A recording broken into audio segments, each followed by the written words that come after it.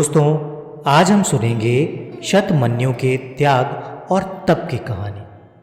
किस तरह से शतमन्यु के त्याग और तप ने हर जगह पवित्र आनंद की सरिता बहा दी।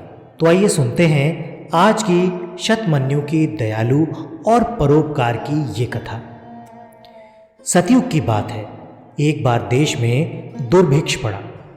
वर्षा के अभाव से अन्न नहीं हुआ, पशुओं के लिए चारा नहीं रहा। दूसरे वर्ष भी वर्षा नहीं हुई।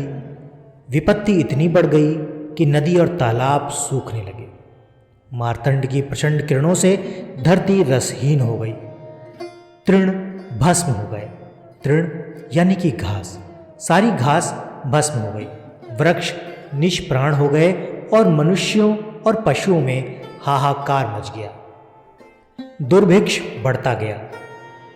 1 वर्ष नहीं, 2 वर्ष नहीं, पूरे 12 वर्षों तक अनावृष्टि रही। लोग त्राही त्राही करने लगे। कहीं अन्न नहीं, जल तृण नहीं, वर्षा और शीत ऋतुएं नहीं। सर्वत्र हर जगह एक सा ही मौसम रहता, ग्रीष्म ऋतु।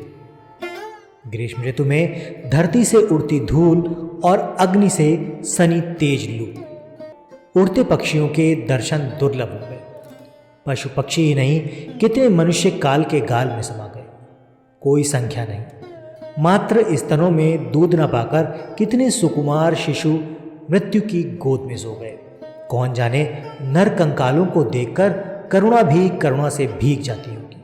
किंतु एक मुट्ठी अन्न कोई कहाँ से देता। नरेश का अक्षय कोष और धनपतियों के धन अन्न की व्यवस्था कैसे करते। परिस्थिति उत्तरोत्तर बिगड़ती ही चलेगी।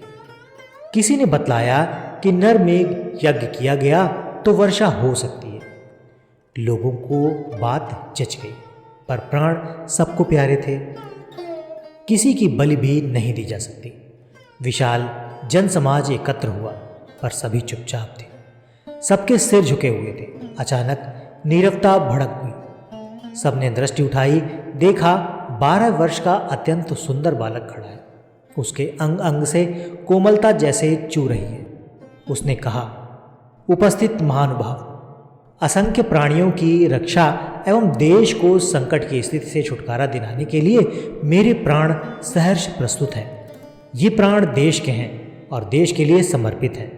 इससे अधिक सदुपयोग इनका और क्या होगा। इसी के बहाने प्रभु की सेवा हो जाएगी। बेटा शांतमन्यु, तू धन्य है। चिल्लाते हुए एक व्यक्ति दौड़कर उसे अपने हृदय से लगा लेता है। वे उसके पिता थे। तूने अपने पूर्वजों को अमर कर दिया। शतमन्यु की जननी भी वहीं पर थी। वो भी समीप आ गई। उसकी आंखों से आंसू बहने लगे।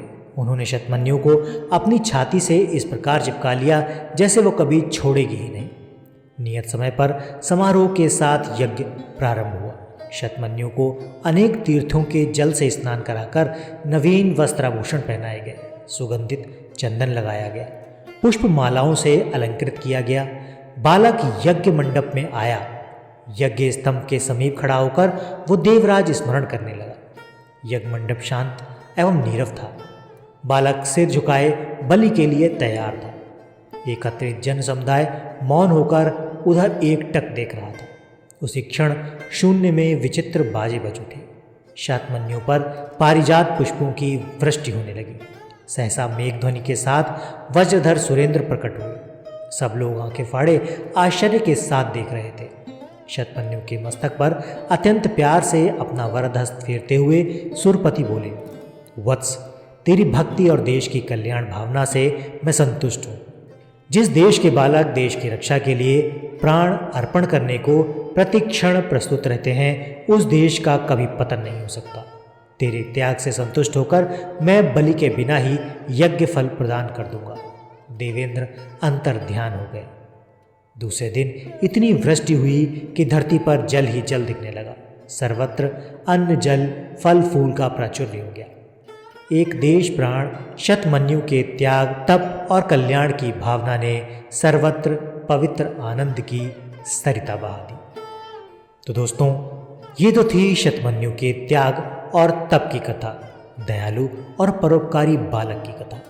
ये कहानी आपको कैसी लगी कमेंट में ज़रूर बताइए। वीडियो अच्छा लगा है तो वीडियो को लाइक करके चैनल को सब्सक्राइब ज़रूर कर दें। आज के वीडियो में इतना ही। मिलते हैं अगले वीडियो में ऐसी ही किसी रोचक कहानी या लोक कथा के साथ। तब तक के लिए आपका धन्यवाद।